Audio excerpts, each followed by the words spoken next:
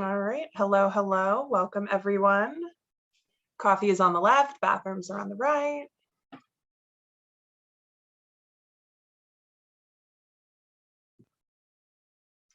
And Jen and Liz, I can't see the participation numbers, so if you don't mind, just give me a thumbs up when we're ready to get started. Will do. Yeah, the numbers are still going up, so people are still making their way through the virtual door. Beautiful, beautiful. A good way to spend a beautiful, what is it, Wednesday night? I can't keep track. Sometimes I think it's Tuesday, sometimes I think it's Thursday.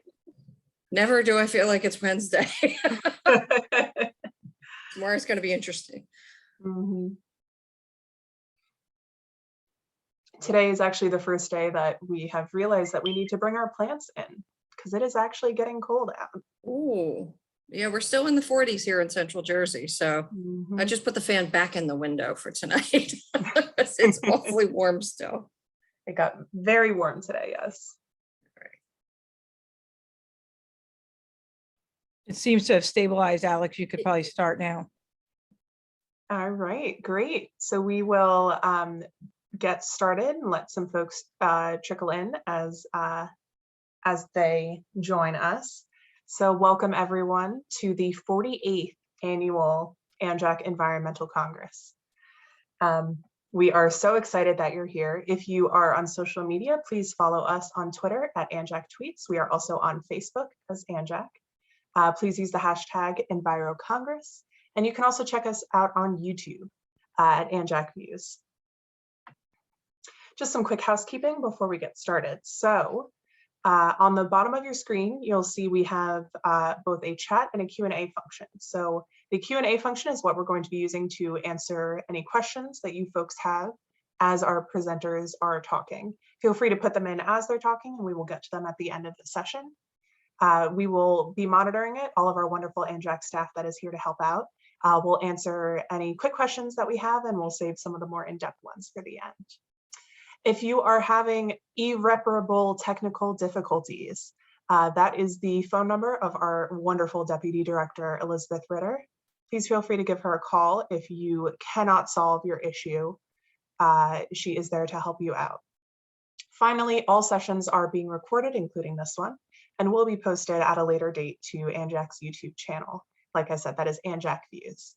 And a link will be sent to all registered attendees, even those who were not able to make it tonight. So if you have coworkers or colleagues who wanted to make it, you can share those with them. We also want to thank our event sponsors. These are our gold, silver, and bronze sponsors, including one of our special guests that you'll hear from shortly. We'd love to thank our business supporters and our foundation support. These are the foundations that help support Anjac in all of the work that we do. And these are our Environmental Congress co-sponsors. These are a lot of our nonprofit and governmental partners who we work with often and support us in the work that we do. So thank you again to them. Finally, we would like to say, please consider making a donation to Anjac. So Anjac is about 70% funded by grants, and the rest we rely on people like you who rely on Anjac for all of your resources. It is incredibly important that we are able to continue doing the work we do to support you. So please consider in turn supporting us. And before we begin, we're just going to have a quick few minutes from one of our partners and friends, New Jersey American Water. I'm going to stop sharing and let my friend Matt take over. Thanks, Alex. When you can see this in slideshow mode, if you would just please give me a holler. And I should be live. Not Maybe? Quite yet. Did you hit share screen on the bottom? I did, and maybe there's a problem. Let me come on back. No I did not. My apologies. There you go. I believe in you, Matt. All right. There we go. You're seeing yourself at the moment, but now you should be seeing very soon a slideshow. Go right ahead. All good. Okay, great. Well, thank you so much. Good evening. So I am very thrilled to be here representing New Jersey American Water, just for everybody out there. I'm not going to burn a whole lot of time with a whole lot of detail. I know my contact information is at the end, so for sure, if I breeze past something that you're interested in, please, I encourage you to use my contact information to find out more. But before I get the shepherd's hook, let me hit just a couple quick items here. And I just want to say to everyone out there that the title of this slide says it all. Environmental leadership is a core value within American Water. It's something that we track, we measure our own performance on. And it's something that, if I can say in my own words, we beat into the head of everyone pretty much every day. Luckily, I'm very close to it, but I certainly spread that message to other functional groups within the company. We do have pride in our environmental record. Yes, we measure our compliance against any metrics that we can pull from national databases. So drinking water compliance is certainly one of them. But I got to be honest with you, there's a lot of other things that we do out there that really speak to environmental leadership. That encompasses stewardship. It encompasses compliance. It encompasses, the effects that we leave on the communities that we serve. Effective wastewater management is part of that, for sure. Leading efforts with regulators, watershed groups to address contamination issues. We have a couple recent examples. Nut doesn't have to be regulated. We're going to try to do the right thing by the community, the right thing by our customers at every turn, and we'll figure out the nuts and bolts on the back end when need be. A lot of examples of that going on today. At American Water and at New Jersey American Water, we really do, I stress this, I can't stress it enough, environmental compliance is everyone's job, meaning everyone in our company has a role to play in environmental compliance at home and at work. Just a couple of things that we've started within the New Jersey American water system lately. We report environmental near misses. If something almost went really wrong, but it didn't, or almost went sort of wrong, but didn't. We want to learn from those. We want to share those with other operating areas so that they get better. We do have a certified environmental leader program where any employee in any functional unit can get points for what they do at home and at work to show that they are a steward of the environment. We plan for compliance in advance of new regulations. PFAS, 1,4-dioxane are just a couple examples, recent examples, and totally media sexy topics that we have been working on for years now. We do reach out to the customers. We do reach out to our community, and we try to engage the community in all that we do to really explain what all is going on, because we could certainly use a few extra hands to execute our mission. I do want to focus on that a little bit. We do try to engender partnerships in the communities we serve. We try to involve and engage the communities we serve. Here's just a smattering of some of what we do. And this is really where I park on that whole saying, where if something in here resonates to you, please do reach out to me. And I would be certain and happy to talk for hours about any of these topics. But we are continuing to execute our environmental grant program, granting anywhere between $30,000 and $40,000 per year for source protection and general environmental stewardship projects within our footprint. We do have a Protect Our Watersheds art contest. Very cool. Actually, the announcement of that went out today. We do host a lot of plant tours, school visits. I think it's incredibly important to engage the communities that we operate in. Show them how the sausage gets made, right? How the water goes from what you see when you drive over an overpass to what you get out of your tap when you're one of our customers. There's a lot that happens. A lot of community and charitable support. A lot of people read about some of the work that we've done in Camden, but we are certainly open to opportunities to partner with communities all across our footprint. And just a few, and then really this is just a small subset of the partnerships that we work through to do things in the environment, within our footprint, across the state of New Jersey, to improve environmental water quality. So this is something that I want to park on. And again, before I get the shepherd's hook, I want to, before I get yanked off stage, I'm going to show you this very brief video. This is something that we've put together for customers. We feel like an educated customer is one of the best things that we can have out there as an advocate, and somebody who can talk the language and talk the talk of what we do on a day-to-day basis. So we have this H2O video series. There's a ton more here. I chose just one example. But before I play it, I just want to let you know if there are topics that are out there that you would like to hear more about, we're not afraid to go there. So be sure to forward those ideas on to me. Our communication staff is the ones that make the magic happen on this. I just review it. But I do want to play this for you as just an example, but we have a lot of drinking water examples and wastewater examples on our website and on our YouTube channel. But this is going to explain cloudy water, and pretty good example of what we put out there month by month.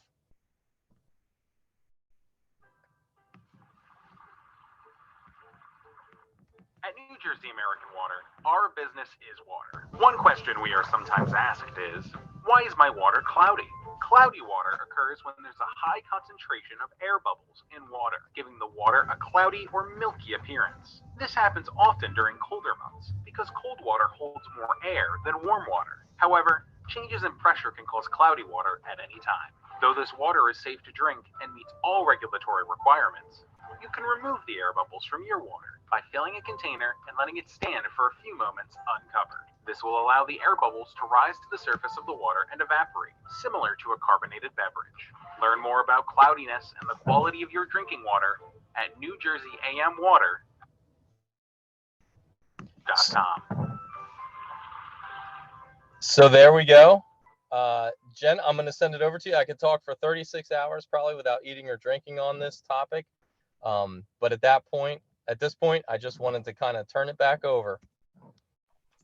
Thank you so much, Matt. That was a wonderful video that actually was very informative. So congratulations to you and your communications team. And thank you again for New Jersey American Water for partnering with us for Environmental Congress. We'll let you get back to your day, Matt. Thank you. All right. So we are going to hop right back in. And I'm going to go over our agenda very quickly. So just to make sure everyone is in the right place, this is the legislative update webinar.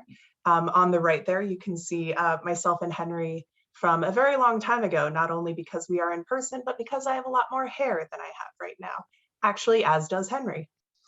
This is us with Assemblyman McKeon and Assemblywoman Pinkin, who actually retired from the Assembly. This was the day that the Stormwater Utilities Bill passed, actually. So first, we're going to start off with Henry from New Jersey LCV. I also realized I have not introduced myself. My name is Alex Ambrose. I'm the Policy Associate at Anjac. I'm going to be giving my presentation. We're going to be doing the Q&A and then a quick wrap up. So with that, I'm going to stop sharing my screen again and pass it off to Henry.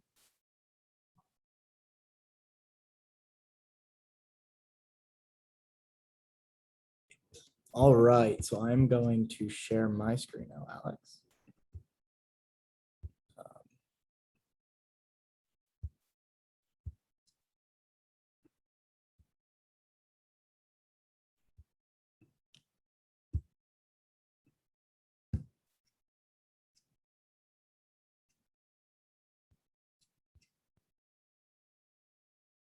Everyone can see this, right? Alex, a little, Yeah.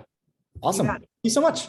So hi, everyone. My name is Henry Gaida, and I am the Public Policy Director with the New Jersey League of Conservation Voters.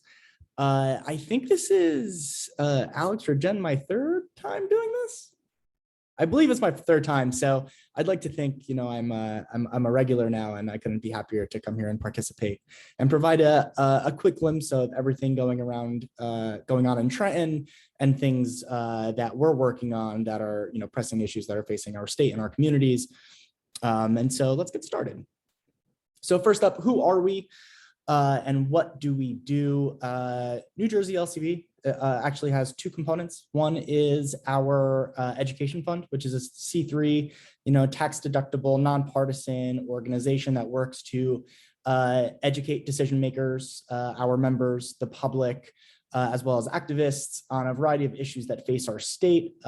Overall, our work strives to and really follows the model of a rising tide lifts all boats, and we try and improve upon the efficacy of the larger environmental movement.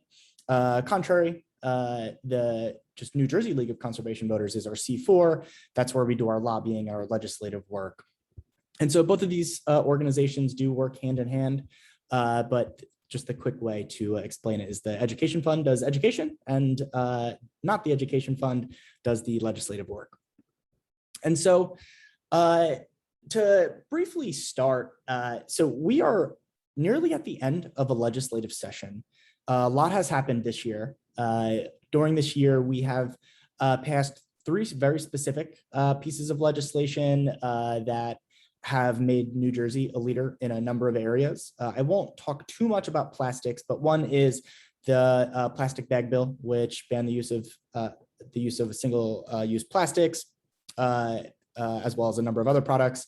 Another includes the EV bill, which seeks to pretty much decarbonize the largest greenhouse gas emitting sector in our state. And then Henry, the third, EV stands for? Electric vehicle, I'm very sorry.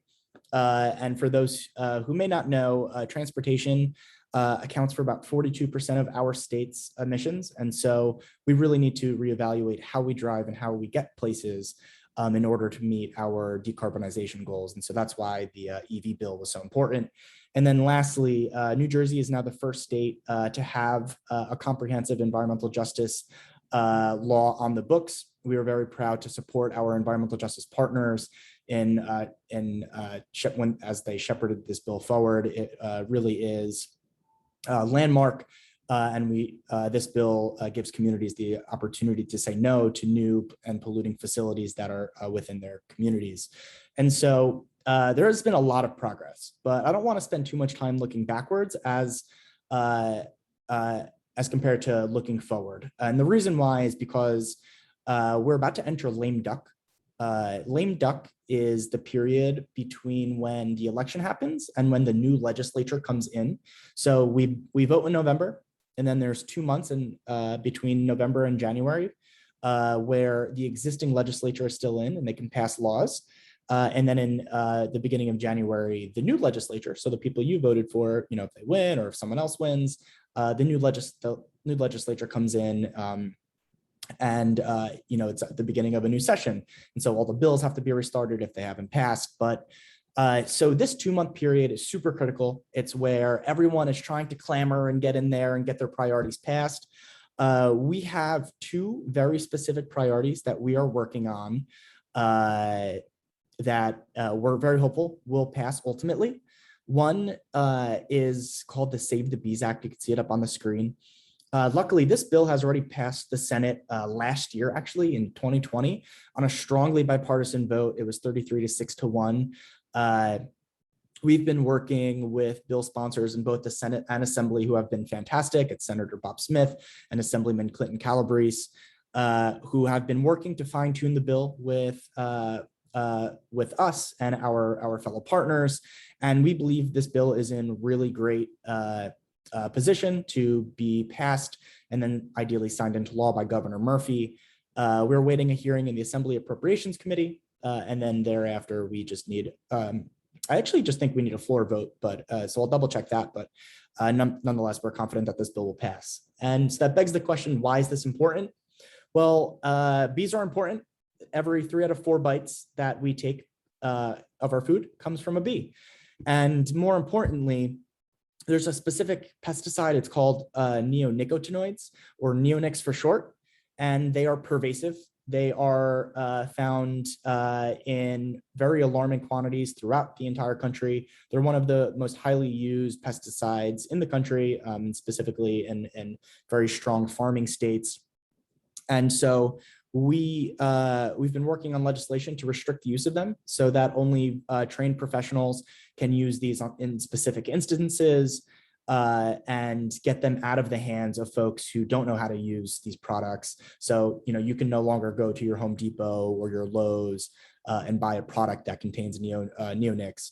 And So not only are they everywhere and pervasive, they are really effective at killing bugs. That's why they were created, but they have detrimental effects on bees and essential pollinators. I'm sure many of you have heard of colony collapse disorder. Well, neonics are one of the driving and leading factors of colony collapse disorder and the large scale bee losses that we're seeing across the country and really across the world. And so New Jersey is on the precipice of passing the strongest pro-pollinator law on the books, which is very exciting. And so then moving forward, the next bill that we're going to talk about are updated energy efficient appliance standards. So that sounds incredibly boring, and I understand you are not alone. But appliance standards are considered the best climate, water, and energy policy you have never heard of. And it's specifically because they're kind of boring.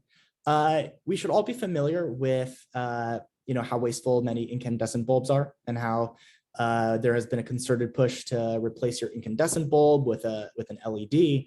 That's effectively an appliance standard. Appliance standards work by raising the floor of efficiency for specific consumer products. So the bill we're working on features, I believe, 17 or 18 residential and commercial products that are out. The more efficient versions are out on the market. They've all achieved about 50% market penetration. So you can go to your local hardware store, you can go to the Lowe's, and you can buy the more efficient product at nearly the same price as the less efficient product. But more importantly, by not buying or getting rid of the least efficient product, you're going to be saving money in the long term. And the money adds up very quickly to the tune of $132 million a year for all ratepayers by the year 2026, if it was to be implemented this year. And more importantly, that number rises to over 400 million by 2035. And so that is an enormous amount of savings. And if you think about it, why is it so much? And, why is it so much more in the future than it is now? And it's because, people have products. This bill doesn't make you throw out a specific product, but it's just when that product runs out of its useful, life, once its useful life runs out, you'll throw it out or try and recycle it, and then you go and buy a new one. And so that takes into account the consumer transition and the product transition that that we see in the marketplace. So it's just like you don't buy a new car every day. You're not going to buy one of these new products every day. It's just once it breaks, you go and buy a new one. And so that's why the savings are so much more, so much bigger and significant in a few years down the line than they are immediately. But overall, this bill is awaiting a hearing in Senate budget. It did pass the Assembly back in May. On a bipartisan vote, we were very excited to see a number of our champions vote yes for it on both sides of the aisle. And we are confident that this bill will be passed and signed into law by Governor Murphy before lame duck ends. And so then lastly, this isn't, and this is going to get a little wonky, but this isn't legislation. This is an administrative rule. And it's called the Advanced Clean Truck Rule, or ACT for short. And the purpose of the ACT is to electrify New Jersey and New Jersey's medium and heavy duty fleets.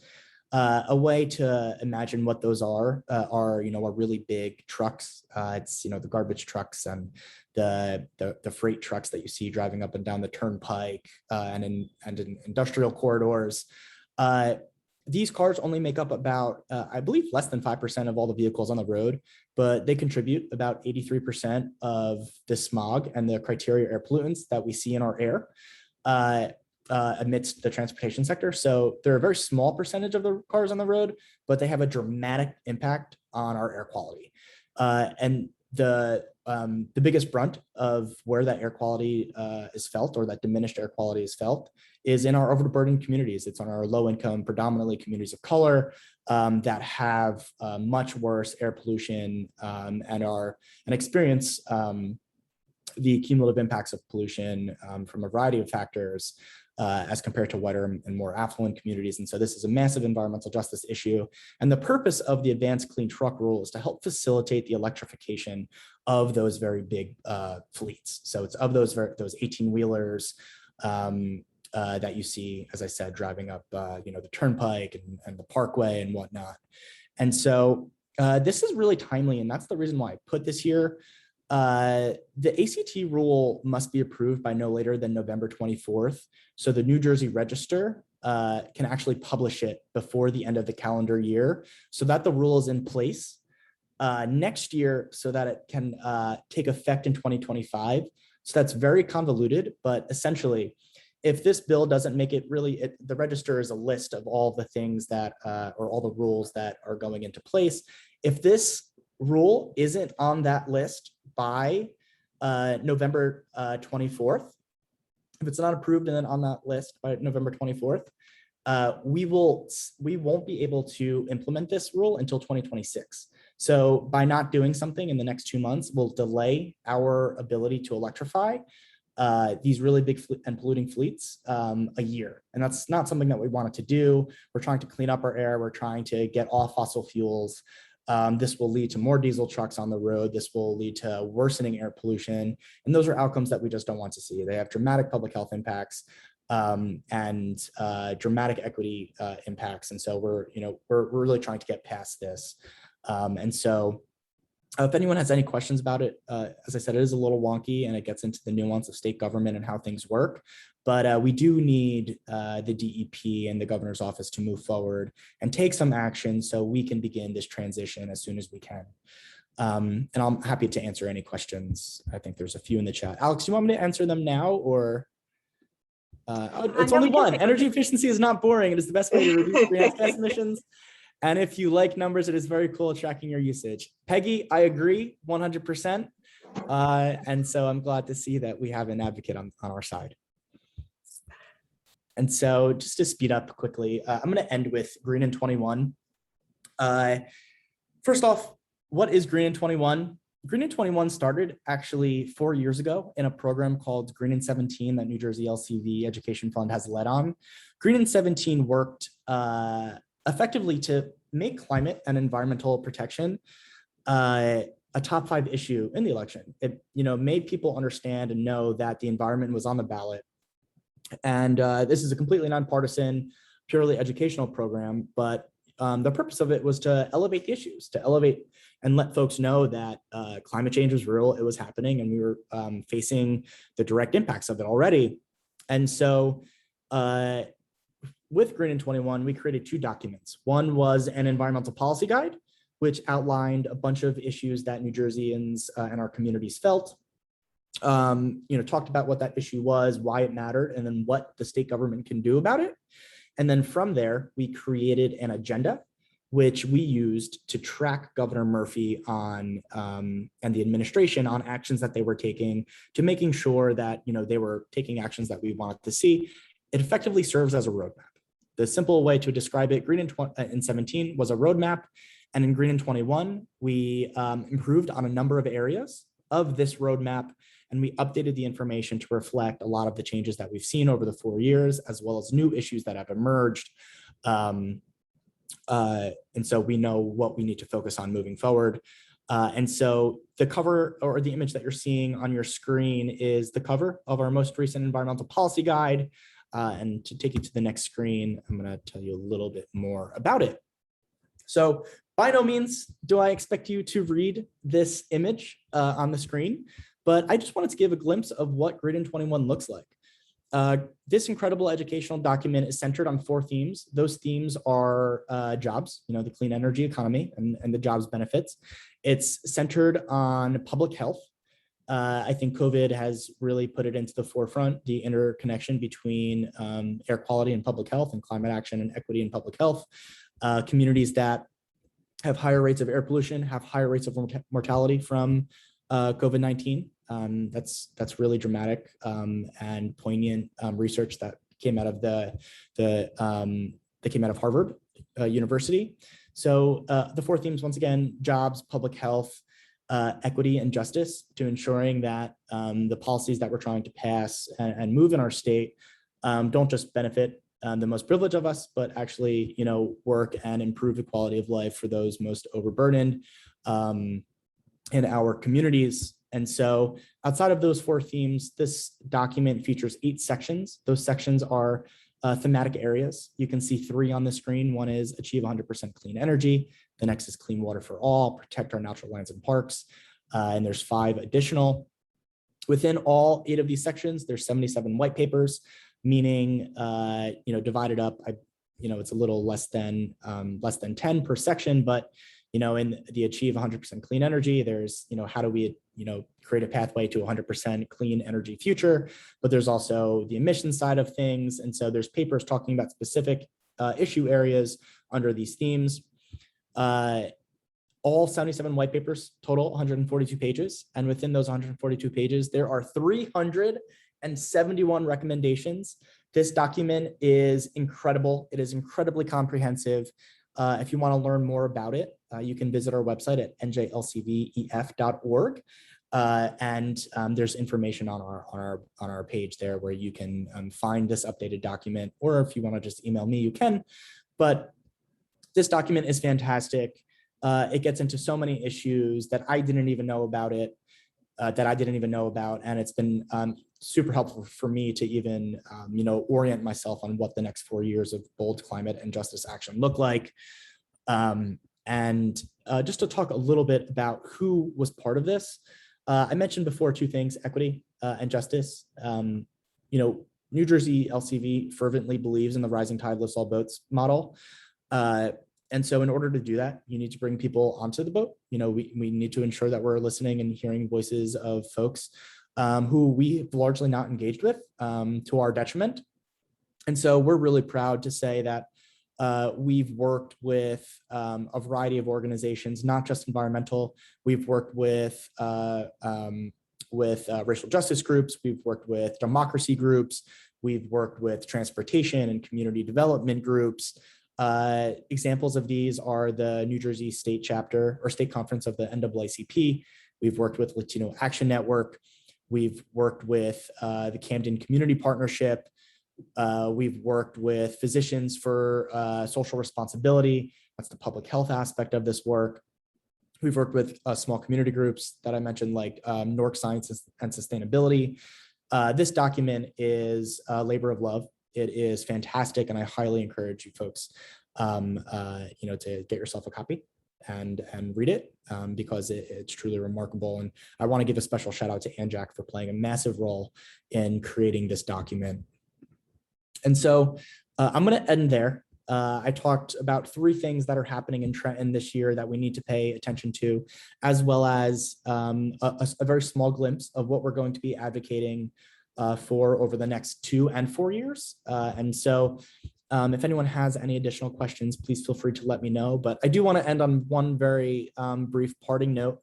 November 2nd is Election Day. Whether you're voting by mail or in person, please make sure that your vote is heard. It is really the only way that a democracy works, and that's by having your voice heard. It's going and participating. We are in a participatory democracy, so please go to the polls.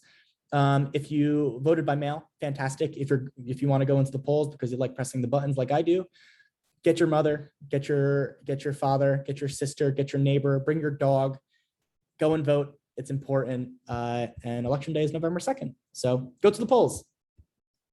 Alex, that's all I had. Thank you so much, Henry. All right, Yeah. I am going to take back over. So as I said, we will be answering questions at the end. So if you come up with some, please feel free to put them in the Q&A section. So I'm going to talk a little bit about some Anjac work. So this is a little bit of what Henry was talking about. We are reaching the end of the line of this legislative session. So as we have made sure that is in your mind, the election is November 2nd. And after that begins the lame duck session. As Henry said, this is the session in between when the new or continuing officials are elected and when they are installed. So they are installed on January 11th of 2022. That is when this legislative session ends. So we have about 2 months in between the election and the end of this session. As Henry said, this is a very important part of the legislative session because once that new session starts, we have to start all over. So any progress that was made previously on bills is lost. I included this photo here of us, once again, an old photo. This is actually the last day of lame duck in January of 2020 of the last legislative session, when we were trying to push the plastic bag ban that Henry talked about. Unfortunately, we were not successful that day. However, as Henry also pointed out, at the beginning of the legislative session in 2020, we were able to successfully pass it. And in November of 2020, the governor signed the bill.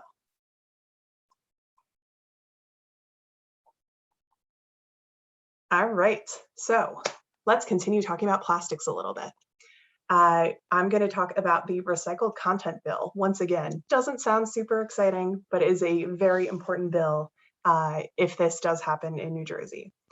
So the bill number, for those of you who care about things like that, such as me, is S2515. The Assembly Companion is that number right there. However, it is not up to date. The most recent version is the Senate version. So this bill requires a certain amount of recycled materials to be used in place of virgin plastic, glass, paper, etc.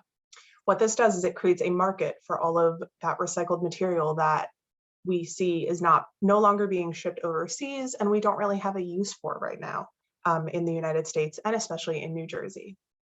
It also bans polystyrene loose fill, much to the dismay of a lot of cats, as you can see in this video. In this photo, I don't know how many of you have cats, but they certainly do love those packing peanuts. However, those will be banned in New Jersey if this bill passes. Right now, we are in kind of limbo with it. So the Senate has completely passed this bill. It was also with bipartisan support. It has not moved at all in the Assembly. So we are working with Assembly sponsors and heads of committee in the Assembly to try to get this bill moved once again before that deadline, that legislative session deadline. If you do get in contact with any of your Assembly members, please let them know that you support this bill so we can try to get it moved in lame duck. All right, so we have been very lucky in the environmental community in the last 4 years that we have really been able to move forward. We have been able to be very progressive in our environmental policies. We have not really had to oppose a lot. However, there is one bill that we are hoping to stop. It is the Recycling Incineration Bill, also known as the Chemical Recycling Bill. This bill exempts incinerators from recycling laws and regulations. It was introduced by Assemblyman John McKeon. That is the Assembly number for the bill. There is no Senate version, and it has passed out of the Assembly Environment Committee. It's very important that this bill does not move forward because chemical recycling is kind of a greenwashing myth. Chemical recycling actually increases greenhouse gas emissions and increases the expense of recycling. This is a graphic that I did borrow from a wonderful webinar that was done by Beyond Plastics. If you go on their YouTube channel and just search chemical recycling, you'll be able to find a much more in-depth webinar about it. This kind of highlights what is some of the myths about chemical recycling or recycling incineration. So essentially what chemical recycling tries to do is it tries to break down plastic into monomers. So plastic is made of polymers, it tries to break it down into monomers. There's a lot of pre-sorting that needs to be done with chemical recycling. The technology is not there to actually do it well and to do it efficiently. There's incredibly high energy demands in order to do this recycling. There is a lot of cleanup that needs to be done, and it does not even yield a lot of product. And there are a lot of toxic byproducts, including air pollution. So a lot of these recycling facilities, these incineration facilities that we are concerned about that would be exempt are in environmental justice and overburdened communities. So we are hoping that we can stop this bill.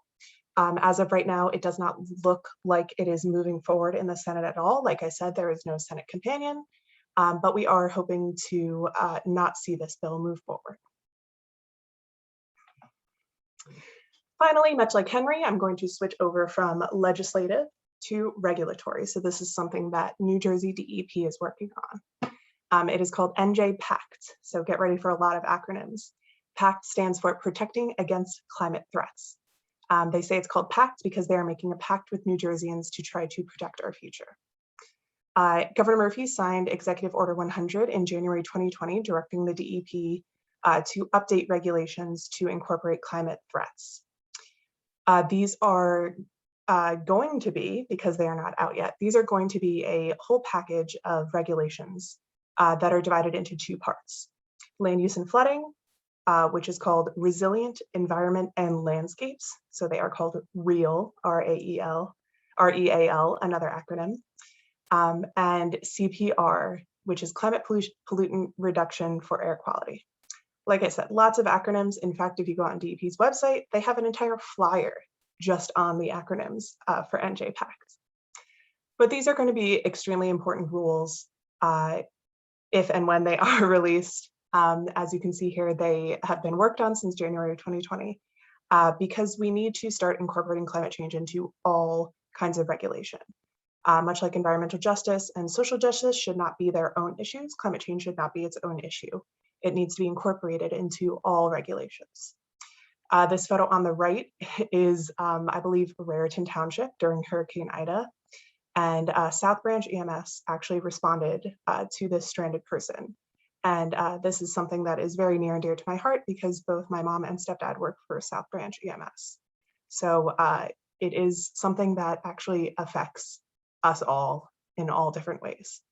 So we need to make sure that we are working on climate change in all aspects when we are planning, when we are installing new buildings, when we are thinking about where we're going to put our roads, when we're thinking about infrastructure. We need to consider the threat of climate change in all of that. These rules are not out yet. DEP continues to push back the deadline for them. So we are continuing to work with DEP to try to get these rules out as soon as possible. Finally, my boss, Jennifer Coffey, knows that I would be remiss if I did not include a GIF of my favorite president, President Bartlett, the fictional president from the West Wing. What's next? So let's say in a perfect world, all of these are passed and done by the legislative session. We're always looking forward as to what we can do next. As Henry said, Green in 21 is a great initiative that we are working with New Jersey League of Conservation Voters on. That is a lot of different policies that we can choose from. So we're going to continue to work with the next administration, whoever that is, on environmental concerns. And what Anjac would love to work on next is something called EPR, or Extended Producer Responsibility. So once again, we're going to go back to plastics and recycling when we talk about this.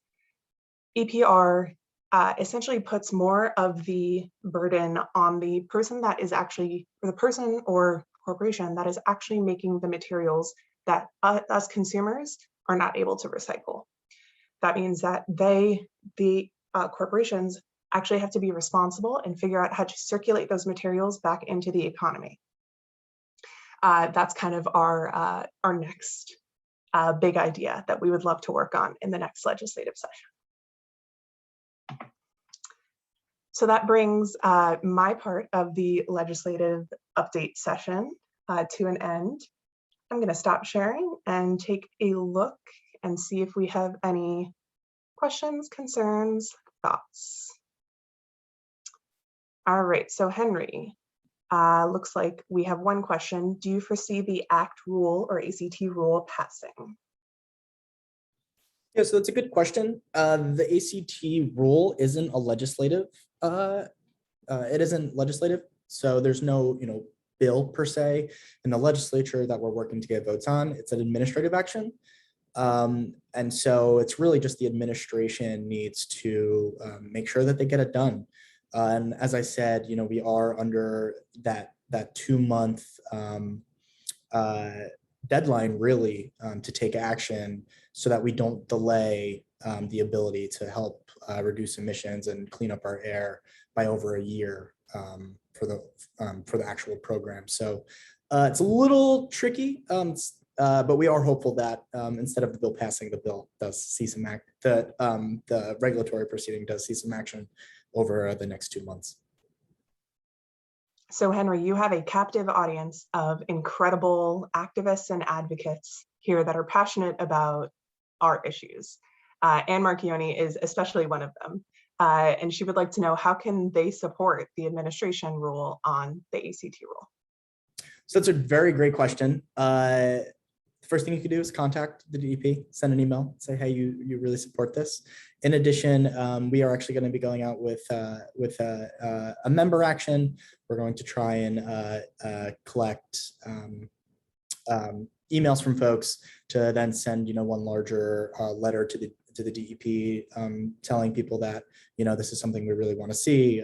This is really great for New Jersey's environment and public health and economy, and will lead to healthier communities. And so just to sum all of that up, one is, you can reach out and make your voice heard. And the second thing is our organization will be going out with some action items to ensure that the DEP hears the calls that this is something that needs to happen. Yeah, and don't be afraid to get in touch with Henry to talk more about that if you'd like. Yep.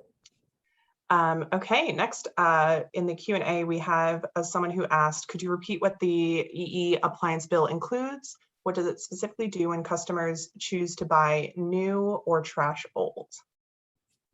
Yes, so that is a great question.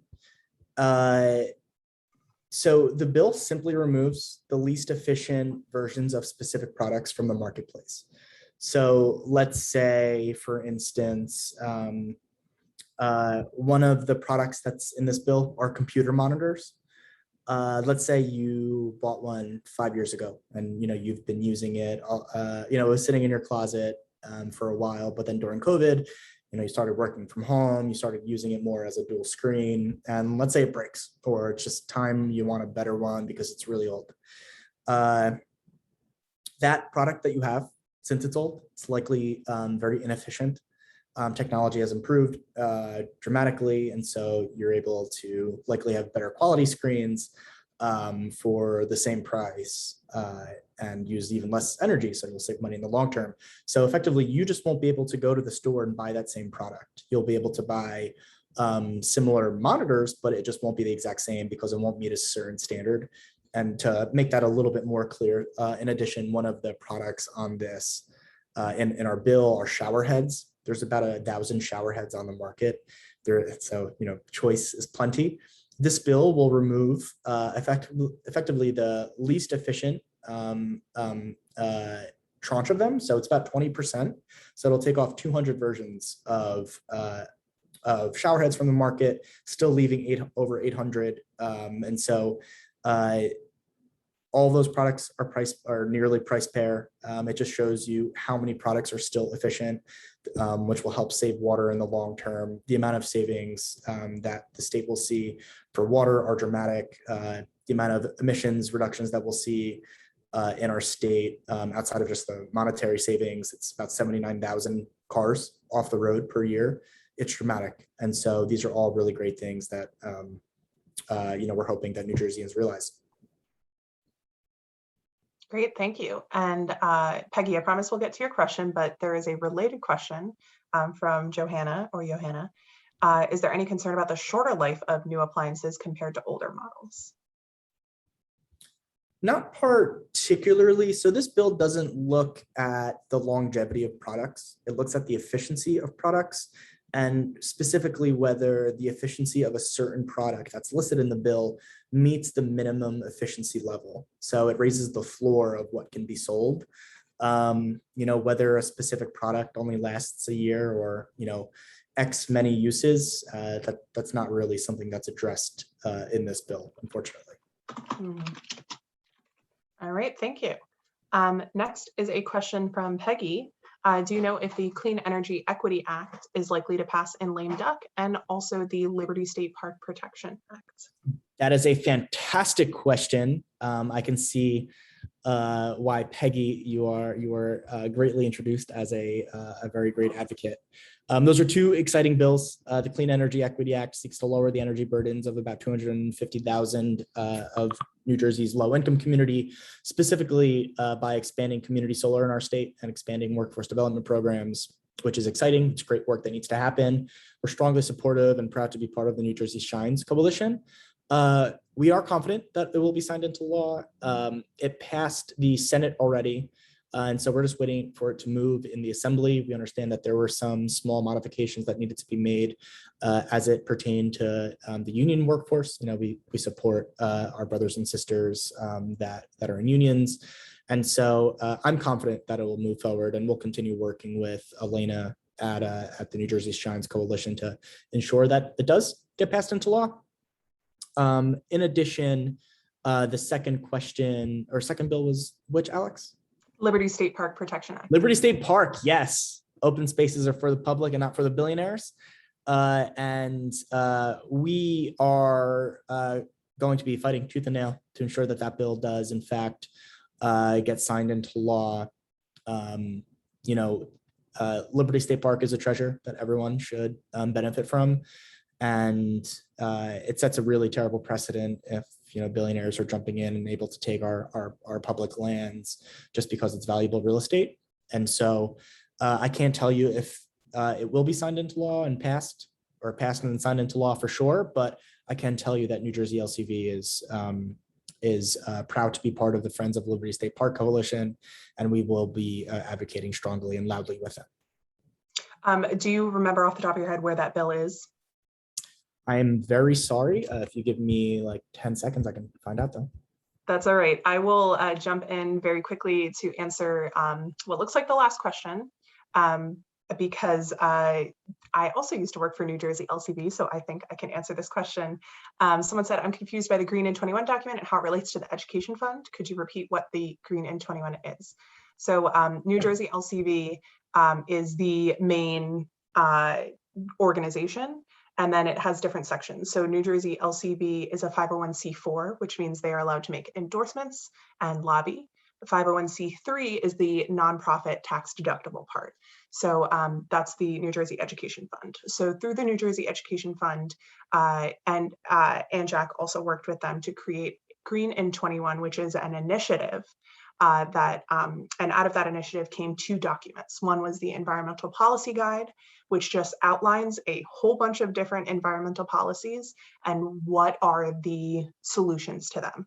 So, flooding, climate change, air pollution, big things, and talking about what the problem is and what the solution is. The second document that came out of that is the Agenda 22. So it's talking about 2022, and that outlines specific recommendations for the incoming administration. So whether it's Murphy or Chitterelli or some other candidate that ends up winning the governorship, it's that administration, what the recommendations are for that administration. So I hope that answered that question. Henry, feel free to correct me if anything was missing, and please feel free to give us an update on the LSP. So the bill is still awaiting movement out of the originating committees. However, there is wide legislative support for it on the Assembly side. There's 20 sponsors. So there's definitely a desire by many legislators to see it move forward. And, hopefully with the right amount of advocacy, it will. Great. And we're going to do one more question before our wrap up. Doug asked concerning Save the Bees, are there specific areas in New Jersey most negatively affected, I'm assuming by neonicotinoids? And are there grants available to promote raising bees? You muted yourself. Sorry, I don't know the answer about grants to raise bees. That's a good question that we can work with Alex to get you the answers to. But it's a little interesting to talk about, how and where there's impact from neonics. We actually know in New Jersey, it's not farmers. It's not an agricultural issue. There were samples, ambient water samples, meaning like random little streams or lakes and communities in counties throughout the state. And it found that statewide, 40% of the samples that were taken had high levels of neonics in them. So 40% of samples, had neonic contamination from those water sources, meaning it was just floating around in our ambient environment, likely from non-point source pollution. People put it on their lawn and it drained away. But the interesting piece about this study from the EPA was that over 90% of the water samples in, I believe it was Bergen County that were taken, had ambient levels, high levels of ambient neonic contamination in them. Meaning, once again, I think there's only one farm in Bergen County. It's not an agricultural issue in our state. Farms just aren't that predominant anymore. It's residential use. It's folks who don't know how toxic these products are, don't know how to use them. And it's, directly leading to a lot of the issues that we're seeing today. And so, I think it's particularly scary when 90% of water samples taken have elevated levels of neonics in them. That's not good, because we are, a lot of that surface water are things that go into our reservoirs. That's water that we drink. And neonics have shown to have incredibly harmful and detrimental public health impacts. We know they're bioaccumulative, meaning they travel up food chain. Sorry, it stumbled a little bit. They travel up food chains, and we're finding that white-tailed deer in our state are also showing elevated levels of neonic contamination. And so that's scary, specifically if you're a hunter and you want to eat those deer. So I think that just further shows why we need to get them out of our state. And we won't be the first state to do it. Maryland has done it, and I believe Connecticut, but don't quote me on that one. Great, thank you. And on that very enlightening note, very upbeat note, I'm just going to finish up quickly with a little more housekeeping and a little bit of advertisement. So Liz or Jen, if you don't mind putting this link into the chat, Anjac is asking all of you for your feedback. Henry, you are not allowed to do this. And this is for Anjac members as things are kind of looking up in our state, and we are kind of re-entering in-person possibilities, of course, following all state protocols. We're wondering what you, our Anjac members, would like to see. So please fill out this survey. It takes less than 5 minutes to complete. I promise it's only just a few questions. And when you provide feedback, you're going to be automatically entered to win a special prize of New Jersey themed gifts. The drawing will be held Friday at our last session at 7 p.m. And you do not need to be present in order to win, because we will have your email address. So please fill that out if you can. Very quickly, I just want to go over the next few days, what we have going on. So tomorrow is Thursday, despite what Jen and I may think. At noon, we have Tools for Local Climate Action, which is going to be a great webinar for local decision makers. Thursday at 4 p.m., we have Moving Forward with EVs, electric vehicles. Thursday at 7, we have Clean Energy in New Jersey, promoting programs in your community. Friday at noon, we have another wonderful speaker, New Jersey DEP Commissioner Sean LaTourette. He's going to talk about the future of the DEP and where he thinks it's going. Friday at 4 p.m., we're going to talk about social media. During the pandemic, social media became even more important for all of us, especially environmental commissions. So we would like to hear what you are working on, and you get to hear from one of our experts from New Jersey LCB as well. Finally, Friday at 7 p.m. is our closing ceremonies. We are going to very excitedly and sadly honor two wonderful senators who are retiring, Senator Kit Bateman and Senate Majority Leader Loretta Weinberg. And we are going to be celebrating with the Sankofa African Drum and Dance Ensemble as well. So please join us for that if you can. Henry also pointed this out, and I just wanted to go a little bit more in depth. Election Day is Tuesday, November 2nd. For the first year ever, New Jersey has in-person early voting, which is very exciting. So it starts this Saturday and goes through Halloween, Sunday, October 31st. If you go to vote.nj.gov, you go to your county and it will tell you where you can vote early in person. It's normal business hours, Monday through Saturday, 10 to 8 or 10 to 6. And then the general election, which will be functioning, quote, as normal. You can go and vote in person on that Tuesday from 6 to 8 p.m. Finally, we just want to say thank you again. Here is all of us still working from home with our laptops and our furry pets. We just wanted to say thank you again. Thank you to our sponsors. Thank you to our partners. Thank you to Henry for joining us. And once again, please feel free to follow us on social media. Join us on our YouTube channel where this webinar will be recorded and posted at a later date. Thank you so much, Alex. Yeah, It was that a is all pleasure. we have for today. So thank you again, Henry. Thank you, Jen and Liz. Anything else you would like to say, Jen, before we head off? No, I think that was all great. I'll just say, I really appreciate New Jersey League of Conservation Voters as a partner. And what we really work hard to do is to translate all of the good work that environmental commissions are doing at the local level into regional and statewide support so that we see collective change at a larger level. And you should know that the work we do here in New Jersey, we regularly punch above our weight, if you will. We have impacts on Philadelphia and in New York, and we are in communication with our West Coast partners in California, Oregon, and Seattle, particularly on plastic, and more plastic.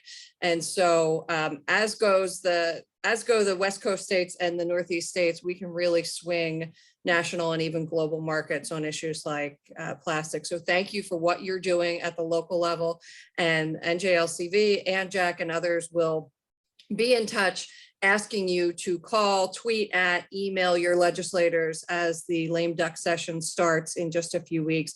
It makes an enormous amount of difference when you make those phone calls and when you send those individual emails. I cannot emphasize how important it is to take action when we send out those collective calls for it. So thank you for everything you do. Henry, thank you for being here tonight for your Thank you, third Jen. session. Thank you, Hopefully you'll Alex. be back with us next year. Maybe we can I be hope in so, too. person. It'll be great. We hope everybody will come and join us tomorrow for more Environmental Congress sessions. Have a great evening. Thank you. Thank you. Take care.